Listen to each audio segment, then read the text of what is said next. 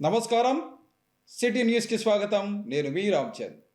ప్రజల సమస్యలను పరిష్కరించడమే ధ్యేయంగా తమ ప్రభుత్వం ముందుకు సాగుతోందని రాష్ట్ర మంత్రి టీజీ భరత్ అన్నారు. ఈ మేరకు నగరంలోని తన కార్యాలయంలో ప్రజల నుంచి ఆయన విజ్ఞప్తులను స్వీకరించారు.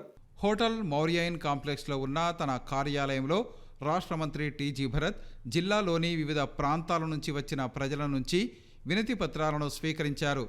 రాష్ట్ర మంత్రి టీజీ భరత్ నగరంలో ఉన్న ప్రతిరోజు తన కార్యాలయంలో కలిసి వారి సమస్యలను అడిగి తెలుసుకుంటున్నారు.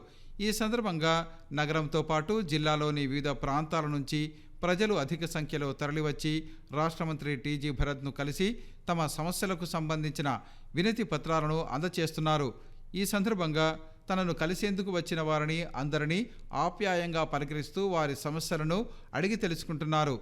ఈ సందర్భంగా వినతి పత్రం స్వీకరించడమే కాకుండా వాటిని చదివి పరిష్కరించవలసిందిగా సంబంధిత అధికారులకు సిఫారసు చేస్తున్నారు. మొత్తానికి రాష్ట్ర మంత్రి టీజీ భరత్ చేపట్టిన ఈ విజ్ఞప్తుల స్వీకరణ కార్యక్రమం మంచి ఆదరణ పొందుతోంది. గతంలో ఎన్నడూలేని విధంగా రాష్ట్ర మంత్రి టీజీ భరత్ ఎలాంటి హంగు ఆర్భాటం లేకుండా ప్రజలకు అందుబాటులో ఉంటూ వినతి పత్రాలను స్వీకరించడం పట్ల సర్వత్రా హర్షం వ్యక్తమవుతోంది. దీనికి తోడు స్వీకరించిన వినతి పత్రాలపై తక్షణమే స్పందించడం అభినందనీయమని పలువురు హర్షం వ్యక్తం చేస్తున్నారు. అలాగే రాష్ట్ర మంత్రిని కలిసి పలువురు అభినందనలు తెలుపుతూనే ఉన్నారు. ప్రభుత్వం అందజేస్తున్న లఖ్పతి దీదీ కార్యక్రమాల ద్వారా మహిళలందరూ లక్షాధికారులు కావాలని కర్నూలు పార్లమెంటు సభ్యులు బస్తిపాటి నాగరాజు అన్నారు. మహారాష్ట్రలోని జల్గావ్లో ఏర్పాటు చేసిన లఖ్పతి దీదీ సమ్మేళన కార్యక్రమాన్ని కర్నూలు నుంచి ఆయన తిలకించారు.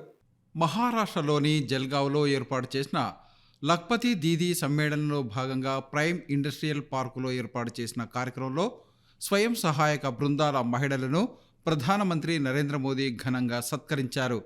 నగరంలోని జిల్లా కలెక్టరేట్ ఎన్ఐసి వీడియో కాన్ఫరెన్స్ హాలులో ఏర్పాటు చేసిన ప్రత్యక్ష ప్రసార కార్యక్రమాన్ని కర్నూలు పార్లమెంటు సభ్యులు బస్తిపాటి నాగరాజు, జాయింట్ కలెక్టర్ నవ్య, పాణ్యం శాసనసభ్యులు గౌరిచెడత వెంకటరెడ్డి, కోడుమూరు శాసనసభ్యులు బొగ్గుల దస్తగిరి తదితరులు పాల్గొని వీక్షించారు.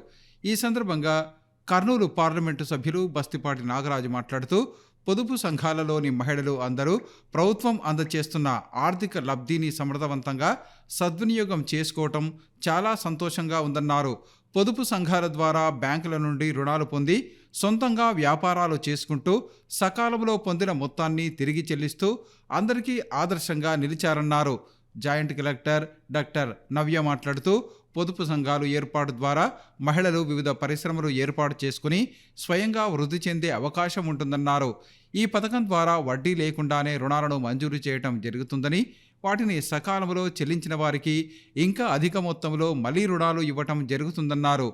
మహిళలకు ఈ స్కీమ్ ద్వారా ఉపాధి శిక్షణ ఇచ్చి తమ కాళ్లపై తాము నిల్చునేలా ఆర్థిక అక్షరాస్యత, ఆర్థిక సహాయం అందజేస్తారు. దీంతో వారు తమ ఆదాయ వనరుల్ని పెంచుకునేందుకు అవకాశం ఉంటుందన్నారు. పాణ్యం శాసనసభ్యులు గౌరిచెడతారెడ్డి మాట్లాడుతూ బ్యాంకులు అందజేస్తున్న ఆర్థిక సహాయం ద్వారా స్వయం సహాయక సంఘాల మహిళలు వివిధ రకాల వ్యాపారాలు చేసుకుంటూ తమ కుటుంబాలకు అండగా నిలిచారన్నారు. ముఖ్యంగా ఈ పథకం వల్ల మహిళలకు ఆర్థిక స్వాతంత్రం కల్పించడమే లక్ష్యంగా కేంద్ర ప్రభుత్వం ఈ పథకాన్ని ప్రవేశపెట్టడం జరిగిందన్నారు. కోడుమూరు శాసనసభ్యులు బొగ్గుల దస్తగిరి మాట్లాడుతూ స్వయం సహాయక సంఘాల ద్వారా మహిళలు ఆర్థిక విజయం సాధించడంతో పాటు స్థిరమైన జీవనోపాధి పద్ధతులను అవలంబించి మంచి జీవన ప్రమాణాన్ని సాధించడానికి ఎంతగానో ఉపయోగపడుతుందన్నారు. అనంతరం జిల్లాలోని 826 మంది స్వయం సహాయక సంఘాల లఖ్పతి దీదీలకు బ్యాంకుల ద్వారా 57.60 కోట్ల రూపాయల మెగా చెక్కును Kurnool MP, joint collector, Panyam MLA, Kodumur MLA చేతుల మీదుగా లబ్ధిదారులకు అందజేశారు. అదేవిధంగా స్వయం ఉపాధిలో రాణించిన మహిళలకు, సిఆర్పీలకు Kurnool MP, joint collector, Panyam MLA, Kodumur MLA చేతుల మీదుగా ప్రశంసా పత్రాలు అందజేశారు. అంతకుముందు స్వయం సహాయక సంఘాల మహిళలు తయారు చేసిన ఉత్పత్తులను Kurnool MP, joint collector, Panyam MLA, Kodumuru ఎమ్మెల్యేలు పరిశీలించి అభినందించారు. కార్యక్రమంలో DRDA PD Saleem Basha, LDM Ramachandra Rao, పొదుపు సంఘాల మహిళలు, సిఆర్పీలు, బుక్ కీపర్సు తదితరులు పాల్గొన్నారు.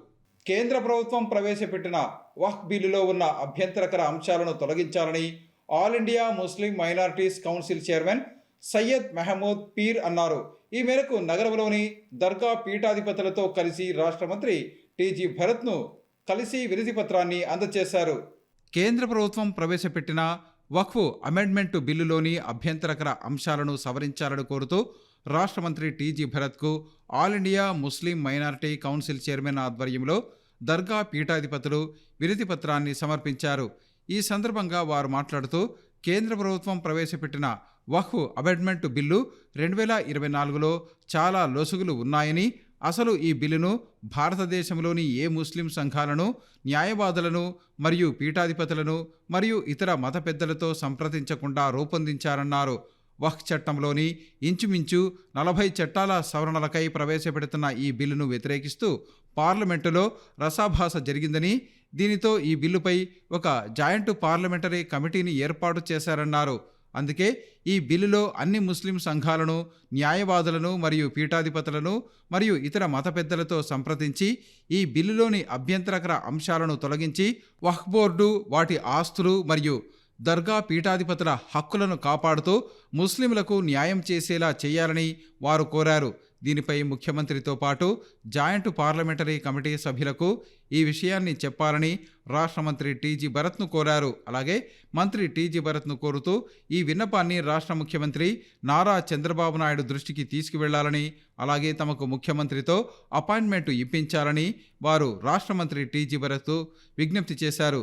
దీనిపై మంత్రి టీజీ భరత్ స్పందిస్తూ ఖచ్చితంగా వారందరినీ నారా చంద్రబాబు నాయుడు దగ్గరకు తీసుకువెళ్లి కలిసేలా సహకరిస్తానన్నారు. దీనితో వచ్చిన వారందరూ మంత్రి టీజీ భరత్కు ధన్యవాదాలు తెలిపారు.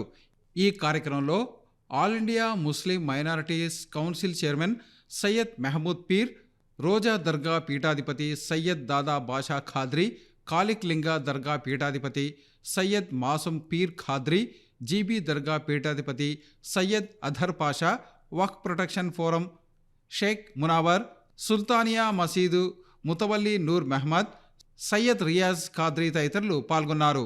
పోలీసు ఉద్యోగాల కోసం ఎదురు చూస్తున్న వారికి తన వంతు సహాయం చేస్తున్న సురేష్ అందరికీ ఆదర్శప్రాయమని జిల్లా క్రీడల అభివృద్ధి అధికారి భూపతిరావు అన్నారు. ఈ మేరకు డిఐజీ బంగ్లా నుంచి జగన్నాథం గట్టు వరకు ఏర్పాటు చేసిన 5K రన్ను వారు ప్రారంభించారు.